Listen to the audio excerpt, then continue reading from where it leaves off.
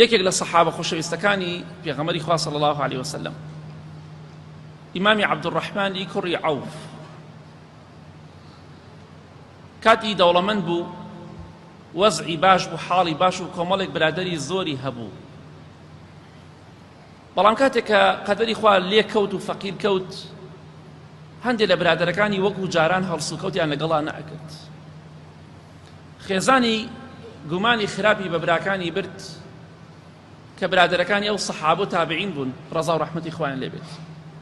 وتی عەبدوڕەحمانی کوڕی عەوف، کاتێک کە تۆ هەد بوو برادرت بە دەورەوە زۆر بوو، بێگومان هەیە برادەری مەسلحەت و بەرژەوەندیە.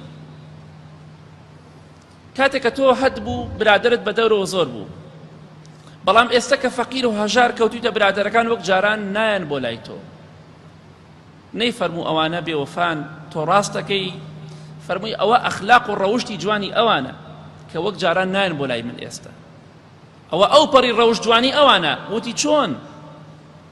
فەرمووی کاتێک کە هەم بوو دەهاتن بۆ لام خزمەتیانم دەکرد، هیچ شتێک بۆ من تەکلیف نەبوو، بەڵام ئێستا دزانم من هیچم نییە، نانەوێت ناڕەحەتم کەن، نانەوێت وام لێ بکەن شەرمەزار بم، خزمەتی وەک جاران خزمەتیان نەکەم.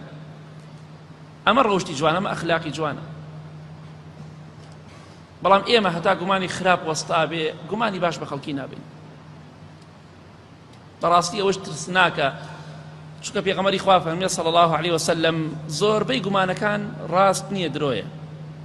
چەندەها جار گومانی خراپمان بە کەسێک بردووە، دوای سەیرەکەین شەرمەزار بووینە، سەیرەکەین ئەو ئینسانە نیەتی ئەوە نەبووە، ئەو ئینسانە مەبەستی ئەوە نەبووە. بۆیە بە ئەگەر پێمان خۆشە ڕۆژەکانمان بە ڕۆژ و بۆ حساب کرێ، شەوەکانیش بە شەو نوێژ با ڕەوشت و ئەخلاقمان جوانکەین، بەرامبەر بە هەموو کەسێک ڕێز و حورمەتی خەڵکی بگرین بە پشتیوانی خوای گەورە.